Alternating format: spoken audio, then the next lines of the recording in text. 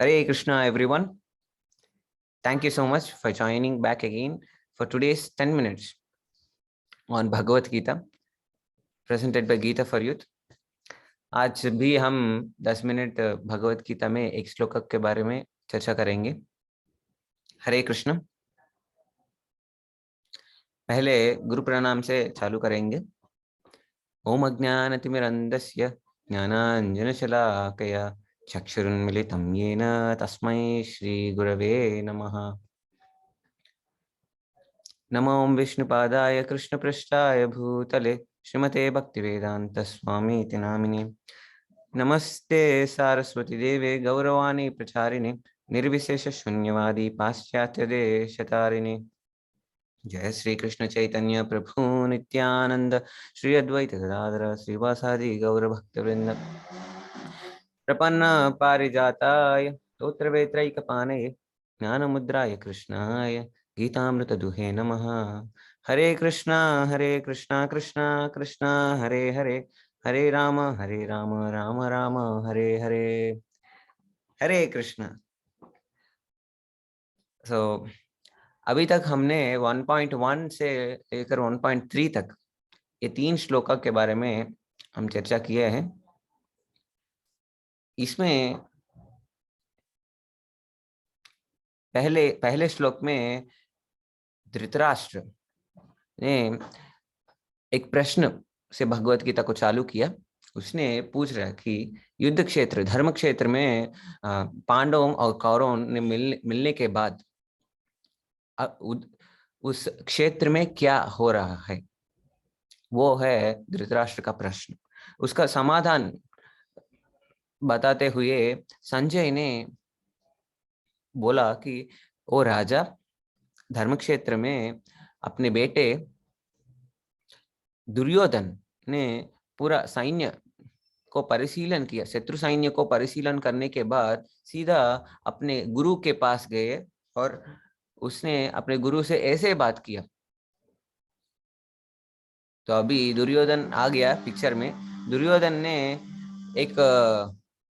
एक और बात करना चालू किया। दुर्योधन ने अपने गुरु द्रोणाचार्य से एक पॉइंट पूछा है, वो हम कल चर्चा किया। उसने पूछा कि पश्यैतां पांडुपुत्राणाम् आचार्यं महतीं चमूं व्यूढं द्रुपदपुत्रेण तव शिष्येन धीमता। ओ आचार्य, अपने शत्रु सैन्य में एक व्यक्ति है, वो द्रुपद पुत्र। वो कौन है? शिष्य, तव शिष्य, योर डिसाइपल। वो आपका स्टूडेंट है। आपका स्टूडेंट ने हमारे शत्रु सैन्य को व्यूह रचन करने के लिए उसने हेल्प किया। तो इनडायरेक्टली आपकी वजह से अब हम प्रॉब्लम में है, ऐसे दुर्योधन ने बोला। इससे भी हम कल एक अच्छे से लेसन निकाला कि हम फियरलेस होना है अपने लाइफ में और उसके साथ भी टैक्टफुल भी होना है। तो हम कल चर्चा किया है। आज की श्लोक का 1.4 है। जब दुर्योधन ने ऐसे एक मिस्टेक को पॉइंट किया द्रोणाचार्य के अंदर, उसने अपने शत्रु सैन्य में जो भी बहुत पावरफुल फाइटर्स है उसके बारे में बात करना चालू किया, क्योंकि दुर्योधन को पता है कहाँ पे किसको क्या बोलना। जब हम अपने जीवन में भी बहुत सिचुएशंस ऐसे आएंगे कि हम अच्छी तरह से एक व्यक्ति को उस सिचुएशन के हिसाब से बात करना है। ये चीज दुर्योधन को बहुत पता है। दुर्योधन पॉलिटिकली बहुत पावरफुल है और इंटेलिजेंट है। इसीलिए उसने सीधा अपने कमांडर द्रोणाचार्य के पास गए और ये सब बात करना चालू किया। क्यों? टाइम पास नहीं। उसको पता है कि हम ये सब बात करेंगे तो अपने कमांडर, अपने भीष्म पितामह और ये सब शत्रु सैन्य, अपने सैन्य जो भी है, उन सबको मोटिवेशन दे रहा है। और अटेंशन दे रहा है कि ऐसा हो रहा है, ऐसा हो रहा है, अब ध्यान से युद्ध करना। ये सब चीजें दुर्योधन बोल रहा है। तो आज हम 1.5, 1.4, 5 और 6 ये 3 श्लोका पे चर्चा करेंगे। ये है श्लोक हिंदी में। अत्र शूरा महेश्वास भीमार्जुन समायुधि युधानो विराटश्च द्रुपदश्च महारथ। इस सेना में भीम तथा अर्जुन के समान युद्ध करने वाले अपने वीर धनुर्धर है, तथा यथा महारथी युधान, विराट तथा द्रुपद। मतलब इस शत्रु सैन्य में बहुत पावरफुल, शक्तिशाली योद्धा है। कौन है वो है भीमा और अर्जुन। केवल ये दोनों नहीं, इसके समान शक्ति, समान वीरत्व से और भी बहुत वॉरियर्स है। कौन है वो? युधान, विराट, द्रुपद। इन सब के बारे में दुर्योधन ने बात कर रहे। आगे देखेंगे। दृष्टकेतुश्चैकिताना काशीराजस्य वीर्यवान पुरुषित कुंती भोजश्च शैब्यश्च नरपुंगवा। इस इनके साथ ही दृष्टकेतु, चैकिताना, काशीराज, पुरुजित, कुंती भोज तथा शैब्य जैसे महान शक्तिशाली योद्धा भी है। बहुत और भी लोगों का नाम दे रहा है। पूरा पावरफुल व्यक्ति, शक्तिशाली योद्धा, उनका नाम ले रहा है। आगे जाएंगे। युधामन्युश्च विक्रांत उत्तमौजाश्च वीर्यवान सौभद्रो द्रौपदेयाश्च सर्व एव महारथा। ये सर्व एव महारथ है। महारथ मतलब वो चैरियट वॉरियर्स है। पराक्रमी युधामन्यु, अत्यंत शक्तिशाली उत्तमौज सुभद्रा का पुत्र तथा द्रौपदी के पुत्र, ये सभी महारथी है।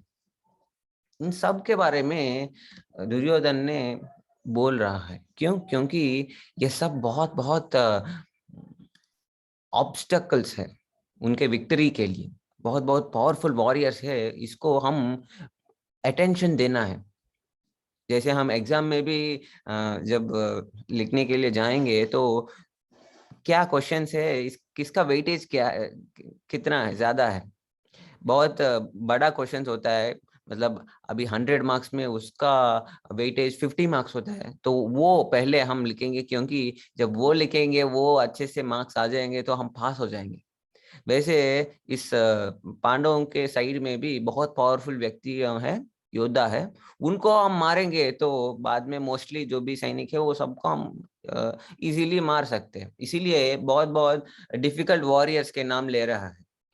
भीमा है, अर्जुन है, उन दोनों के शक्ति से समान शक्ति से युधान है, विराट है, द्रुपद है, और भी बहुत सैनिक है। दृष्टकेतु, चेकितानस, काशीराजा, पुरुषित, कुंती भोज, शैब्य, ये सब है। ये सब महारथ है। महारथ मतलब डायरेक्ट 10,000 फाइटर्स को एक ही बार में वो अपोज कर सकते हैं। वो डायरेक्ट 10,000 वॉरियर्स को डिफीट कर सकते हैं, ऐसे मगधीरा जैसे। तो इस श्लोक से हम एक इम्पॉर्टेंट चीज समझना है, बहुत बहुत इम्पॉर्टेंट चीज है। Quote, the world is pointless without Krishna, not that Krishna is pointless without the world. मैं फिर से बताऊंगा, the world is pointless without Krishna, not that Krishna is pointless without the world. ये गीता डेली वेबसाइट से निकाला है article. इसके बारे में हम चर्चा करेंगे। क्या है ये कोट, क्या बता रहा है? जब आप इस पूरे 3 श्लोकों को आप एनालिसिस करेंगे, अध्ययन करेंगे, तो आपको एक बहुत इंटरेस्टिंग चीज आएगा बाहर। क्या है कि आप पूरे पांडव सैन्य में देखेंगे तो बहुत बहुत पावरफुल वॉरियर्स, बहुत बहुत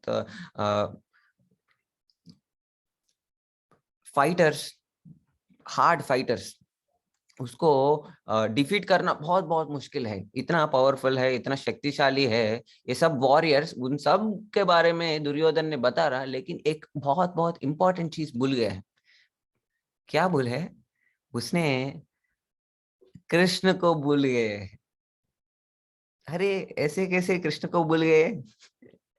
वो हम देखेंगे कि वही है पॉइंट, वही तो पॉइंट। हमारे लाइफ में भी हमेशा हम भी ऐसे करते हैं कि अपने लाइफ में जब भी हमें प्रॉब्लम आता है, जब भी हमें कुछ वॉर फेस करना है, एक्सटर्नल वॉर नहीं, इंटरनल वॉर, अपने अंदर में बहुत युद्ध करना पड़ता है, उस समय पे भी हम सबको देखेंगे। अगर ऐसा है वैसा है, हम इसको कैसे डिफीट करेंगे, इस मेंटल प्रॉब्लम से बाहर कैसे आएंगे, ये सब हम सोचेंगे, ओपोनेंट्स के बारे में सोचेंगे, सब सोचेंगे, लेकिन हम कृष्ण को भूल जाएंगे, भूल जाते हैं। एक्चुअली हम सब भूल जाते हैं, दुर्योधन की जैसे। लेकिन अर्जुन ऐसा नहीं है। जब युद्ध के पहले कृष्ण ने द्वारका में है, तब ये दोनों लोग, अर्जुन आए हैं और दुर्योधन भी आए हैं। क्यों? क्योंकि वो लोग हेल्प मांगने के लिए, मतलब युद्ध होने वाला है, अब किस तरह पे, अब कौरवों के साइड में होना है या पांडवों के साइड में होना है, ये दोनों व्यक्ति आके दुर्योधन ने कृष्ण को कौरवों के तरफ ले जाने के लिए सोच रहे, और अर्जुन भी कृष्ण को अपने साथ ले जाने के लिए सोच रहे। इसलिए दोनों अपने अपने जो भी रिक्वेस्ट है कृष्ण को बताने के लिए जल्दी जल्दी आ गए। तो दोनों के पहले एक्चुअली दुर्योधन ने आया है, पहले दुर्योधन आया है, लेकिन हेड के तरफ में खड़े हुए हैं। उस टाइम पे कृष्ण भगवान सो रहा है, कृष्ण जी सो रहा है, तो इसीलिए दुर्योधन ने उसको वेक नहीं किया, इसलिए उसने वेट कर रहा। जब कृष्ण नींद से बाहर आ जाए तो आप, तो हम अपने रिक्वेस्ट को बता देंगे, इसीलिए दुर्योधन वेट कर रहे हैं। तो उसी समय पे थोड़ा देर के बाद अर्जुन भी आ गया, लेकिन अर्जुन ने हेड की तरफ से नहीं, पैर के पास में खड़े हुए और प्रणाम किया। तो उस समय पे कृष्ण भगवान अपने आंखों को खोला, खोलने के बाद कृष्ण ने डायरेक्ट पहले अर्जुन को देखा। एक्चुअली अर्जुन पहले नहीं, दुर्योधन पहले आए हैं, फिर भी कृष्ण ने पहले अर्जुन को देखा और उसके पास में आ गया और उसको हक दिया और उसको इनवाइट किया और उससे बात करना चालू किया कि हे अर्जुन, कब आए हैं, क्या क्या हो रहा है, क्या चल रहा है, सब बात करना चालू कर दिया। तो अभी बीच में दुर्योधन ने साइड में खड़ा हुआ है, ये दोनों नहीं देखा दुर्योधन को, इसीलिए दुर्योधन ऐसे किया। तो कृष्ण भगवान भी उनको देख के, कृष्ण जी भी बोला कि अरे आप भी आए हो दुर्योधन जी, आ जाइए। दुर्योधन को भी इनवाइट किया और उससे भी बात करना चालू किया। तो दोनों को पूछा अब दोनों को क्या चाहिए। कृष्ण को पता है कि उन दोनों लोग युद्ध के बारे में बात करने के लिए आए हैं, इसीलिए दोनों को पूछा। लेकिन कृष्ण ने एक पॉइंट बोला कि मैंने पहले अर्जुन को देखा, इसीलिए जो भी है पहले अर्जुन को आता है कि ऑप्शन, अर्जुन का आता है पहले ऑप्शन कि क्या पूछना है। कृष्ण ने एक ऑप्शन दिया दोनों को कि युद्ध के लिए आप दोनों आए हैं मेरे पास में कि क्या मैं और मेरा सैन्य किसके तरफ में जाना है, इसी इसके बारे में पूछने के लिए। इसीलिए मैं आप दोनों को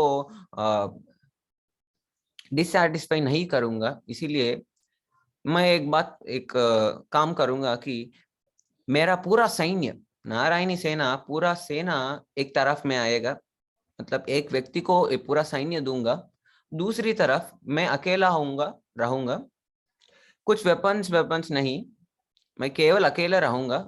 अ, इन दोनों में आप एक ऑप्शन को चूज कर सकते हो, एक तरफ नारायणी सेना, दूसरी तरफ मैं अकेला हूं। तो ये देख के दुर्योधन को बहुत टेंशन आ गया, क्योंकि क्या पता अभी अर्जुन ने पूरा नारायणी सेना को चुन लिया तो मेरा युद्ध कैसे मैं जीत सकता हूँ, क्योंकि नारायणी सेना तो बहुत पावरफुल है। तो इसीलिए दुर्योधन बहुत टेंशन हो रहा है। कृष्ण ने बोला कि पहले अर्जुन तुम चूज करो।